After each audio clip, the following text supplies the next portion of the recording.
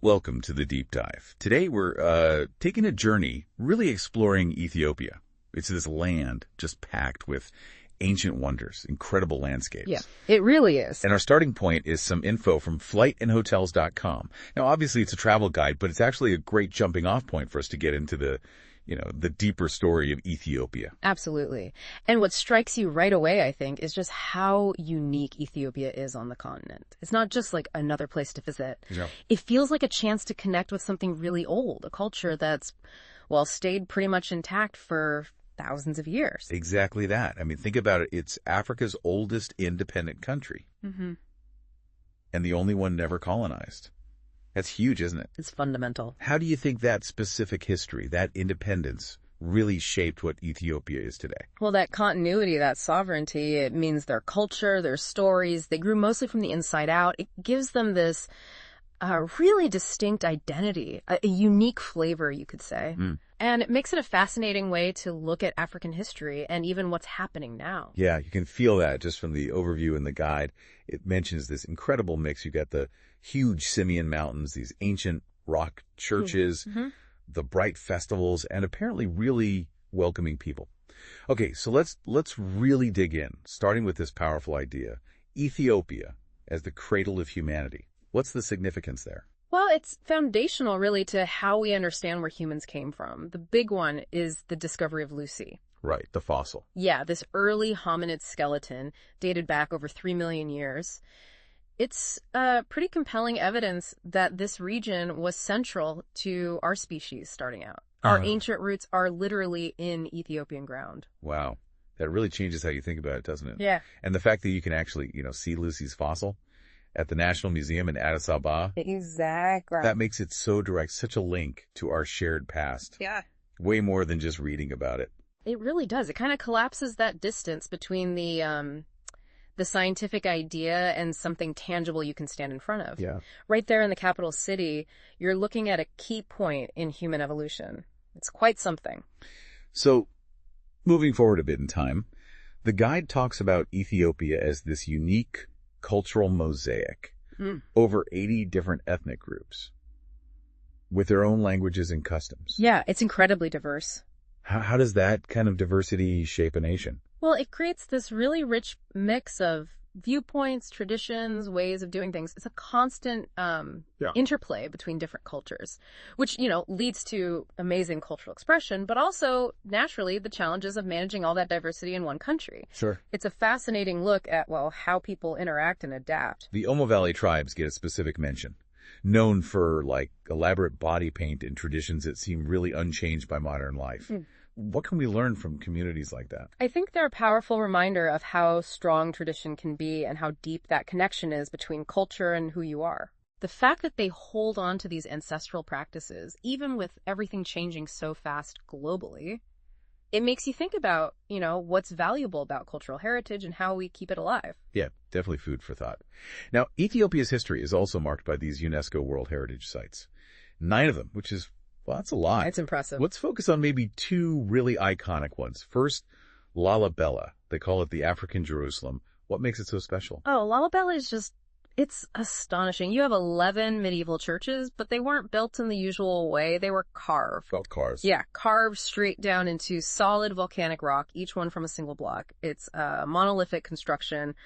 The level of skill, the planning needed, it shows this incredible depth of faith and, frankly, amazing architectural vision. The scale alone is just breathtaking. I'm trying to picture the work involved, not just carving the outside, but the detailed insides, too, all by hand, from one giant piece of stone. It's almost hard to grasp. It really is. What does that tell us about the people who did it, their priorities? It says a lot about how central their Orthodox Christian faith was to their identity, to the kingdom, and the immense effort they were willing to put into it. It wasn't just building churches. It was like they were creating a holy land, a new Jerusalem, right there. Incredible. Then there's Axum. That was the capital of the Aksumite Empire, right? A big power centuries ago. A very powerful kingdom, yes. Yeah. Flourished for a long time. And Axum is also tied to this really fascinating belief that it holds the Ark of the Covenant in the Church of St. Mary of Zion. That's the tradition, yes. And that belief gives Exum this unique spiritual weight for many people. Wow. But even beyond the legend, you have the physical proof of its past power, these huge stone obelisks, royal tombs, ancient writings. It shows this was a major player in trade in the early spread of Christianity in Africa. It's where history and, well, profound faith really meet. So from these amazing human creations, let's shift to Ethiopia's natural side. The Simien Mountains National Park. The roof of Africa. Sounds epic. It really is. The landscape is incredibly dramatic. Think deep gorges, jagged peaks, all carved out by erosion over millions of years. The views are just wow. But it's not only the scenery. Because these high areas are so isolated, unique wildlife evolved there. Animals you don't find anywhere else. Like the gelada baboons, the bleeding heart baboons, the Lolia ibex, which is a type of wild goat, and the Ethiopian wolf, which is very rare. So it's a biodiversity hotspot in this stunning mountain setting. So beautiful and ecologically important. Okay, now for something completely different. The Danakil Depression. Sounds intense. Salt flats, sulfur springs, active volcanoes. Yeah, it's like another planet. And one of the hottest, lowest places on Earth. What's that like? It's definitely an encounter with raw geology, the planet's power. The volcanic activity creates these surreal landscapes, often with incredibly bright colors, yellows, greens, oranges from the sulfur and minerals. Wow. It's definitely an adventure, not a casual trip. But you get this amazing glimpse into the forces shaping the Earth. You're basically walking on a living geology lab. Quite the contrast to the mountains. Okay. Next up, Harar Jugal, a walled city, and apparently the fourth holiest city in Islam. That's right. Its history as a major center for Islamic learning and trade in the Horn of Africa really cemented its importance over centuries. And you feel that history when you're there. These narrow, winding alleyways, the busy markets, and yeah, the guide mentions over 80 mosques inside the old walls. It speaks to this deep spiritual and cultural heritage. And there's that hyena feeding ritual, too. Yes. That adds this other layer, something unique and almost mystical to the city's character. Definitely memorable. For sure. Okay, moving towards water. Lake Tana, the source of the Blue Nile. And the Blue Nile Falls. Tizabay, the smoking water. Right. Lake Tana isn't just the start of this vital river. It's also dotted with these ancient island monasteries. Some go back centuries, holding old religious texts, art. Fascinating. And the Blue Nile Falls themselves. Well, even though some water is now used for power, they're still incredibly powerful, really impressive. A real spectacle of nature's force. Smoking water is a good name for it. And finally, we land in Addis Ababa, the capital. Described as dynamic, where old meets new. Skyscrapers and historical sites side by side. Yeah, Addis is the buzzing center of it all. It's where Ethiopia's long history bumps up against its modern ambitions. You can see that contrast. Like the Ethnological Museum showing the cultures, and then the Holy Trinity Cathedral, a major landmark. Exactly. The museum gives you a great overview of that diversity we talked about. The cathedral is significant for the Orthodox Church.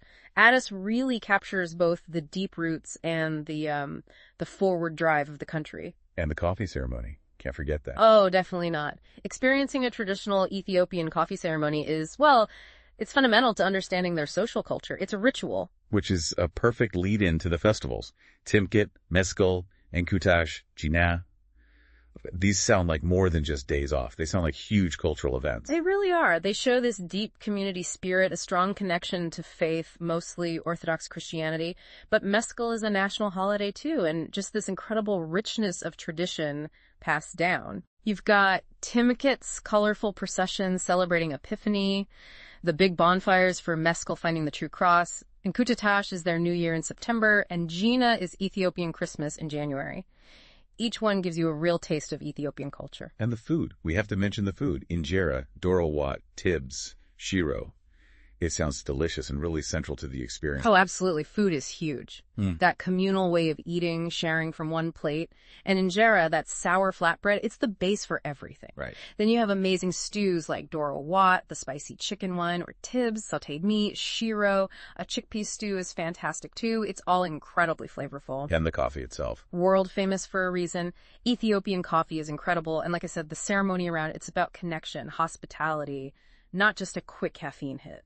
So wrapping up this deep dive, drawing from that FlightNHotels.com info, but going broader, some big themes stand out, don't they? This incredibly deep, unbroken history. Definitely. This stunning natural contrast, that vibrant mix of cultures, and these really powerful traditions. Yeah, I think Ethiopia really comes across as a place offering something unique, a travel experience that's, well, immersive. It invites you to connect with a history that's still alive, with diverse people and landscapes that are just unforgettable. It's clearly so much more than just another destination. It feels like a living piece of human history and cultural strength. Absolutely. It's a window into a different world in many ways. And it really makes you wonder, given Ethiopia's immense history, its unique cultural fabric, what other stories, what other discoveries might still be hidden there, waiting in those ancient landscapes and traditions?